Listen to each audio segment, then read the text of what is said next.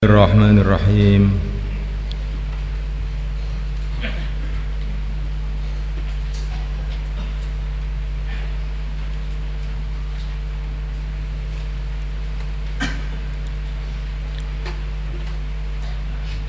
Wa in kanu, dan sungguh adanya mereka orang-orang musyrikin, la yaquluna, sungguh mereka mengatakan, lau anna indana su'umama, sesungguhnya ada di sisi kami dzikron, kitab, minal awwalin, dari kitab orang-orang yang dulu, lakunna, sungguh adanya kami, ibadallah, akan menjadi hamba-hamba Allah, al-mukhlasin, yang dimurnikan untuk ibadah kepada Allah. Fakafaru, maka mereka kufur bihi, dengan Al-Quran. Fasawfa ya'lamun, maka mereka akan mengetahui bagaimana akibat kekufuran mereka itu.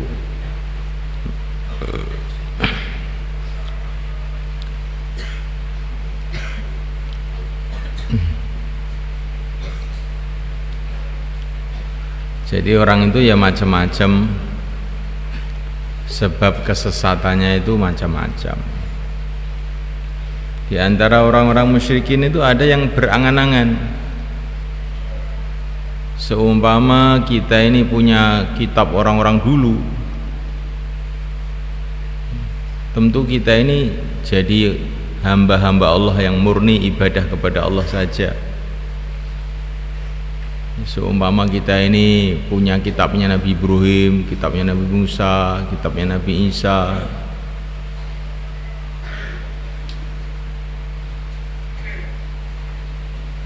Fakafaru bih, mereka ini telah diturunkan kepada mereka Al-Quran yang lebih mulia daripada seluruh kitab yang Allah turunkan di muka bumi ini. Lebih mulia dari kitab-kitab yang Allah turunkan kepada nabi-nabi sebelumnya. Tapi mereka itu malah ingkar.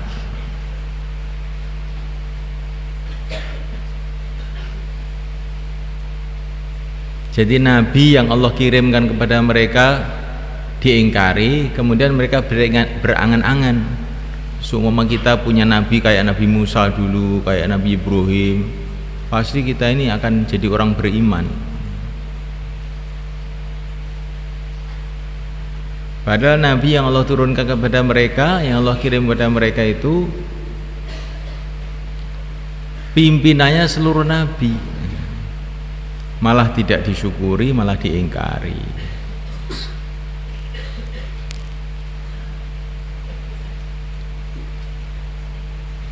Jadi ini diantara sebab orang itu sesat itu, kadang-kadang itu mengangan-angan zaman-zaman dulu, seumpama dulu saya. Tapi apa tugasnya yang sekarang, yang mesti dia perbuat sekarang ini malah nggak dibuat. Seumpama saya hidup tuh zaman Wali Songo dulu, oh saya akan dakwah terus. Tapi Wali Songo sudah tidak ada, ya saya nonton TV aja terus. Oh, insya Allah kalau kamu itu dulu pada zaman Wali Songo juga tidak akan mau dakwah. Kalau kamu, memang kamu itu sudah orang malas itu di zaman apa saja ya tetap jelek. Ada orang di taskil dakwah, ya dakwah itu bagus, ini yang mimpin lo siapa? Semua yang mimpin tuh Abu Bakar, Umar, Utsman, Ali itu ya saya. Jadi sop awal, yang mimpin ya teman-teman sendiri aja. Oh, pimpin teman sendiri aja juga nggak mau. Kerja-kerja yang ringan aja nggak mau. Kalau kamu zaman Abu Bakar pasti lari paling dulu kamu. Jadi ada orang itu tidak mengerjakan apa yang mesti dia buat sekarang, tapi ngangan-ngangan seumpama saya hidup pada zaman dulu, atau saya punya kitab-kitab orang zaman dulu. Orang zaman dulu, zaman Nabi Ibrahim, yang berimannya, tidak beriman. Sama aja. Orang pada zaman Nabi Musa yang berimannya beriman, yang tidak berimannya tidak beriman. Jadi beriman itu tidak kaitan dengan zaman, tidak kaitan dengan siapa saja nabinya. Kalau Allah kasih hidayah beriman, kalau tidak kasih hidayah tidak beriman. Maka angan-angan mereka itu sebetulnya hanya angan-angan ingin lari dari kebenaran saja. Maka tidak usah digubris angan-angan mereka itu.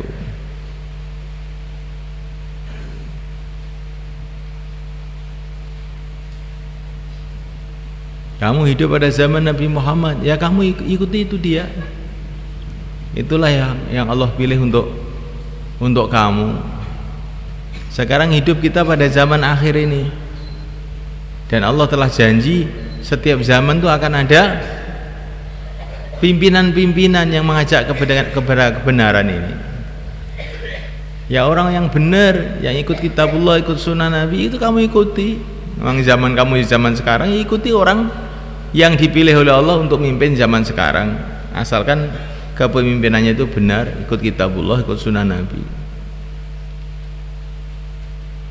Paham maksudnya ayat ini? Ini penting lah ini. Ini sering-sering juga terlintas dalam hati kita.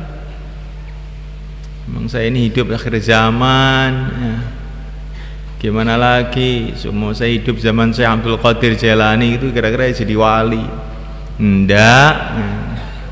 Zaman Syekh Abdul Qadir Jailani yang preman tetap preman aja.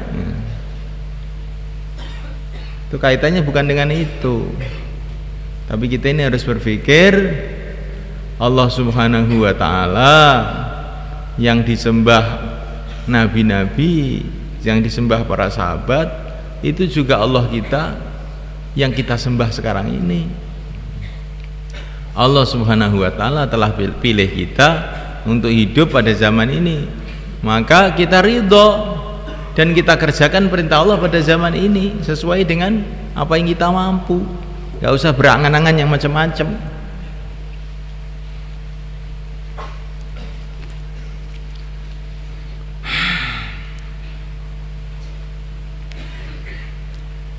Walaqad sabaqat kalimatuna li'ibadinal mursalin innahum lahumul mansurun wa inna jundana lahumul ghalibun.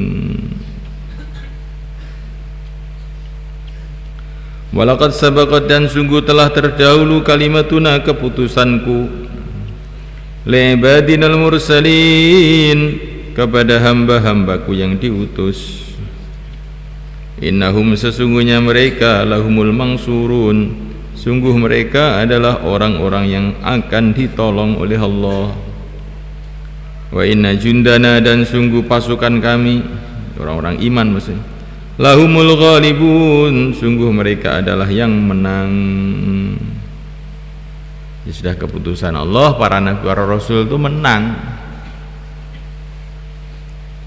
Walaupun yang dihadapi itu dahsyat-dahsyat, Fir'aun, Qarun, Haman, Namrud, ya tetap menang. Allah telah putuskan mereka itu menang. Bukan hanya itu saja, sesungguhnya pasukan-pasukanku, maksudnya adalah orang-orang iman yang memperjuangkan agama Allah, merekalah orang-orang yang menang. Ya kalau sekarang umat Islam itu kalah, kenapa? Banyak di mana-mana umat Islam dalam kekalahan karena mereka ini tidak mengikuti Islam itu yang dengan secara sempurna.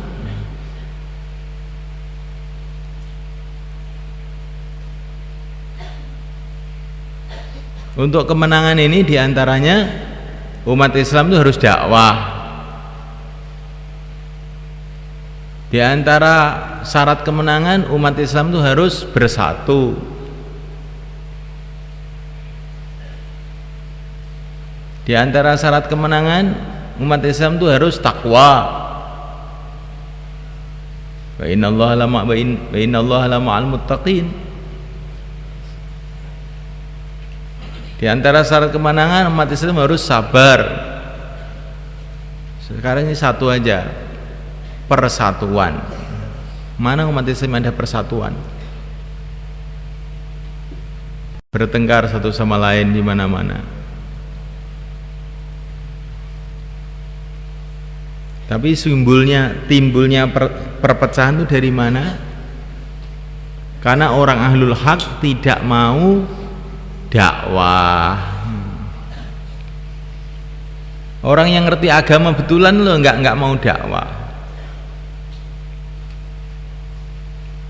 Sehingga muncullah kelompok-kelompok orang-orang tidak paham agama muncul, bikin kelompok-kelompok sendiri.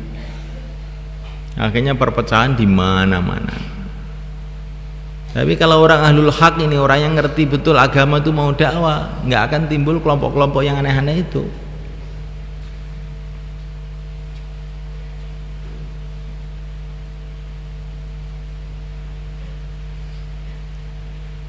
Kalau kelas gurunya nggak masuk gimana? Ya nanti muridnya akan pececeran kemana-mana, sebagian pulang, sebagian ke warung, sebagian tidur, berpecah belah. Tapi kalau ditunggui gurunya, ya dia akan tertib, duduk benar. Begitulah umat. Nah gurunya itu adalah para ulama-ulama yang ahlinya. Lah para ulama-ulama yang ngerti agama ini tidak memikirkan umat, santrinya juga nggak memikirkan umat. Nah, apalagi orang awam. Akhirnya umat ini berserakan kemana-mana. Padahal ini syarat kemenangan, yadullah ma'al jamaah.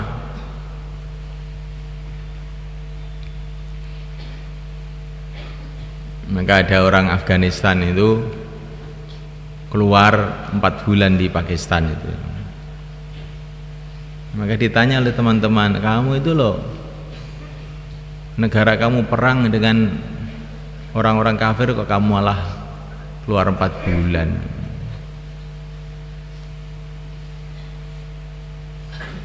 Ini lebih penting katanya dia.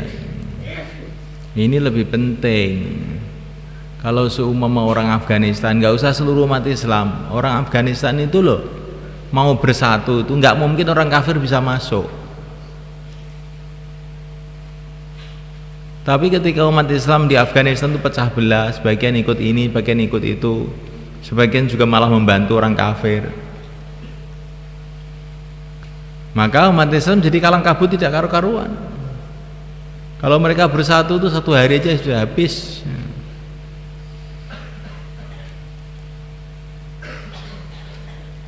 Betul itu. Orang Afghanistan itu kamu lihat, orang-orang kafir itu bisa menyerbu ke Afghanistan lewatnya mana? Lewatnya Pakistan. Yang digunakan orang-orang Islam. Orang Islam berkomplot dengan orang kafir. Ya sudah begitu itu sejak zaman dulu itu.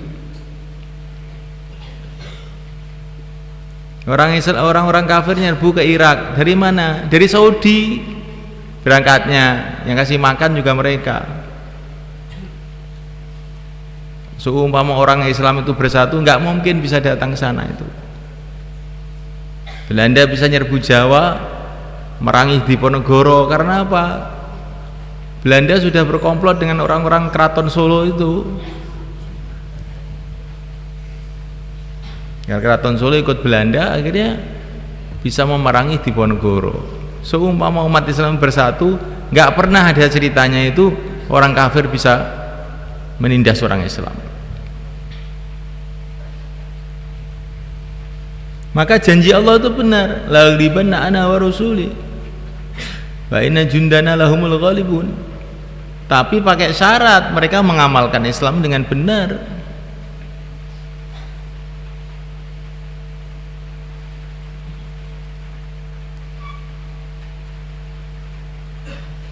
Dalam perjuangan itu yang paling penting setelah iman adalah persatuan, karena Allah janji wala tanaza'u fatafshalu wa tadhhaba rihukum.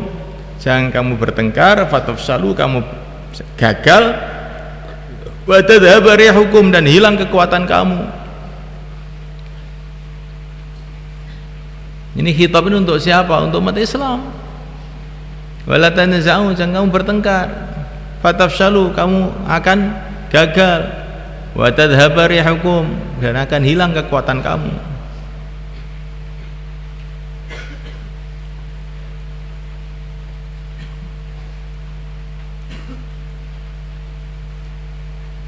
Maka perjuangan yang terpenting saat ini adalah bagaimana menyatukan umat Islam. Bagaimana menyatukan umat Islam caranya? Innalladzina amanu wa 'amilus shalihat sayaj'alu lahumur rahmanu wudda. Sesungguhnya orang yang iman dan amal soleh, Allah akan jadikan mereka kasih sayang satu sama lain.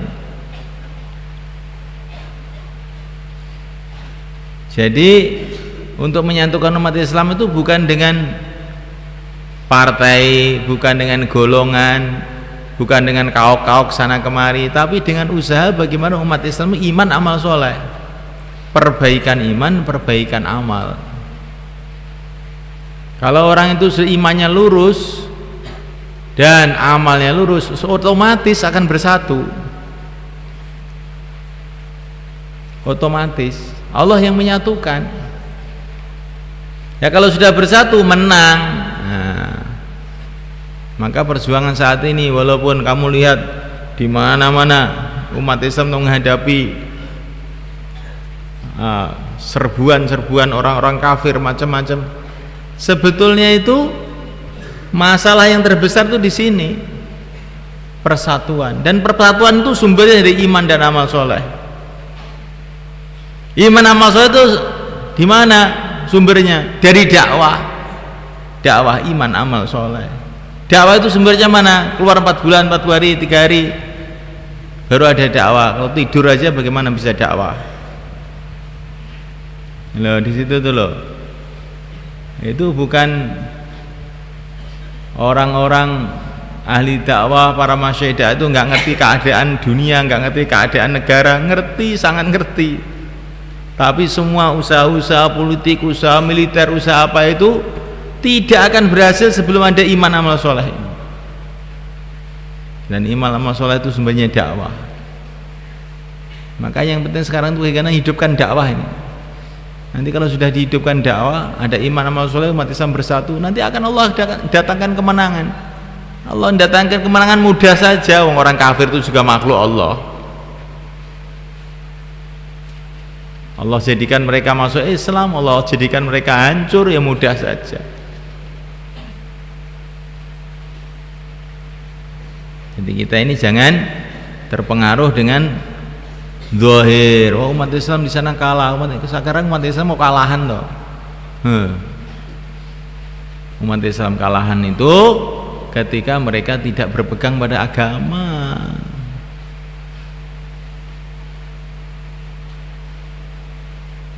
Dan ini bukan omong kosong. Sudah Allah buktikan ketika zaman Nabi, zaman sahabat, zaman dulu-dulu ketika umat Islam betul-betul berpegang pada agama. Bagaimana kemenangan datang dari segala arah.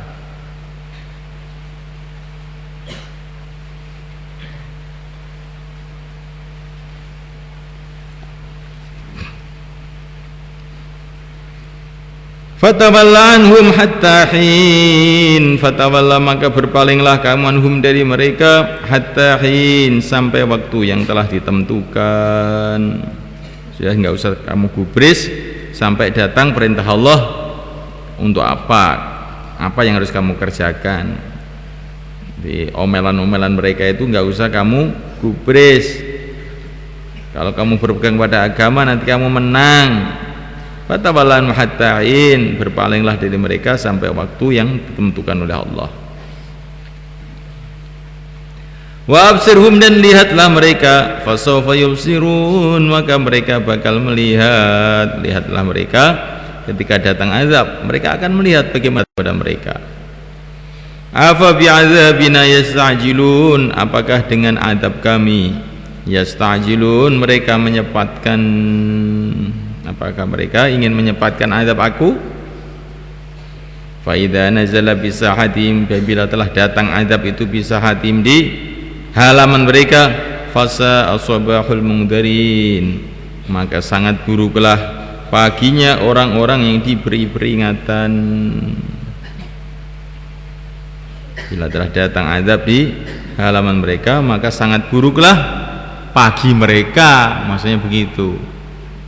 Bagi mereka yang diberi peringatan oleh para nabi dan terus nggak gubris, kalau azab itu datang sangat buruklah pagi mereka, karena pagi itu dia hancur. Bagi Allah mudah saja semalaikat.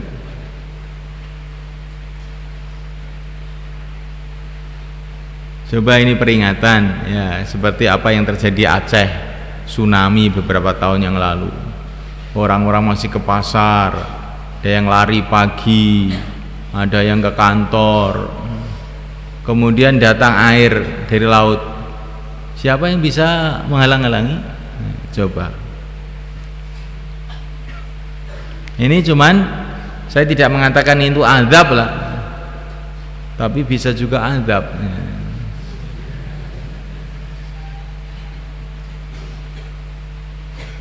Tapi kalaupun azab itu datang di Aceh, tapi yang diperingatkan itu saya kira ke orang Temboro. Karena ini kita ini satu kelompok orang Islam. Allah Subhanahu wa taala itu kadang-kadang memberikan hukuman kepada satu kaum, sedangkan yang dimaksud itu adalah yang lain-lain itu.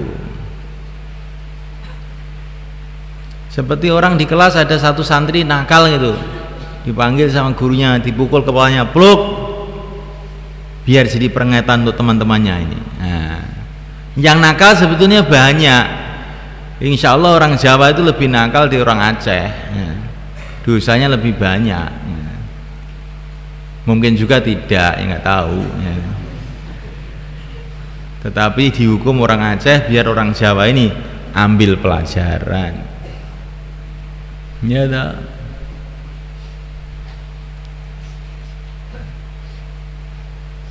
Sekarang orang Amerika yang kaok-kaok kemana-mana gitu,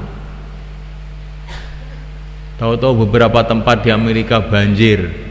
Mana teknologinya orang Amerika bisa menahan banjir? Nggak bisa. Di Jepang beberapa tahun yang lalu, tahun lalu itu, baru setahun itu, tahu-tahu datang tsunami juga di sana. Reaktor nuklirnya jebol, bingung. Ayo, reaktor apa? Di mana kepandaian kamu? Jadi kita ini jangan tergiur kepada kekuatan-kekuatan orang-orang kafir ini, kekuatan-kekuatan materi itu. Kalau sudah datang pertolongan Allah, datang azab Allah, nggak ada yang sulit bagi Allah. Apalagi kok cuman Jepang, cuman Amerika, langit bumi akan dihancurkan oleh Allah dengan seketika. Mudah aja bagi Allah. Jadi kalau orang yang tidak tahu kekuatan Allah Subhanahu wa taala, kudrat Allah Subhanahu wa taala, dikira itu sudah orang-orang hebat ya.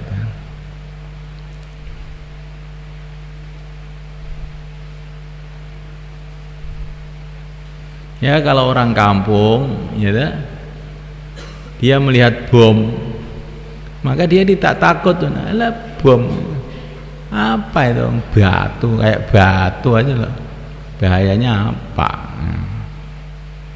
Tapi kalau orang agak ngerti sedikit, wah ini bahaya, kalau meledak bisa satu kampung bisa memet semua ini.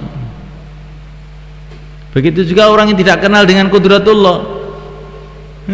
Apa kudratullah ini, kalau langit jebol ngeblekin dasmu kapok. Dan nggak usah sampai langit jebol, kepala kamu itu nggak usah diapa-apakan, satu saat mesti jebol juga. Jantung kamu akan jebol, nyawa kamu akan lepas. Nggak usah lama-lama. Tapi karena orang itu sangat jauh tidak paham dengan kudratullah, apa kudratullah katanya.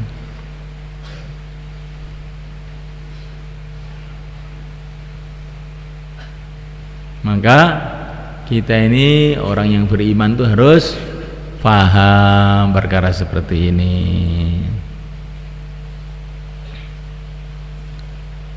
Subhana rabbika rabbil izzati amma yasifun.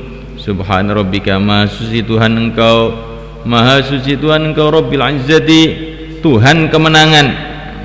Tuhan yang bisa memberikan kemenangan. Maha suci amma dari perkara yasifun yang mereka sifati. Maksudnya maha suci Tuhan daripada perkataan-perkataan orang kafir, orang musyrikin yang mensifati Tuhan dengan sifat-sifat yang tidak pantas bagi Tuhan.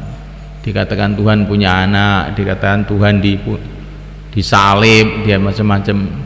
Maha suci Allah dari itu semua. Wassalamun dan salam alal mursalin adalah atas orang-orang yang diutus. Walhamdulillahi rabbil alamin. Dimaksudnya akhirnya itu ya, akhirnya itu orang-orang yang diutus oleh Allah itulah yang akan menang. Alhamdulillahi rabbil alamin.